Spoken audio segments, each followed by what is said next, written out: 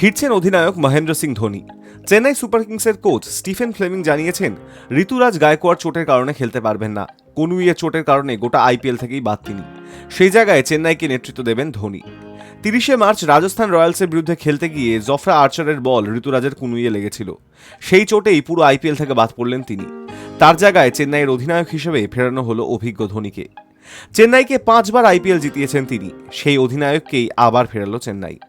শুক্রবার কলকাতা নাইট রাইডার্সের বিরুদ্ধে খেলতে নামবে চেন্নাই। ঘরের মাঠে কলকাতার বিরুদ্ধে এবার আইপিএলে প্রথমবার দেখা যাবে অধিনায়ক ধোনিকে। গত ম্যাচে ব্যাট হাতে রান করলেও দলকে জেতাতে পারেননি তিনি।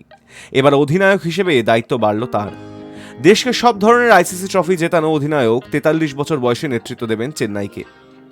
ঋতুরাজের যে চোটের কথা বলা হয়েছে তা তিনি পেয়েছিলেন 11 দিন আগে।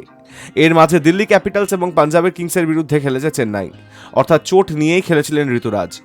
যদিও প্রশ্ন উঠছে চোট নাকি দলের খারাপ ফল, কোন কারণে সরতে হলো তাকে।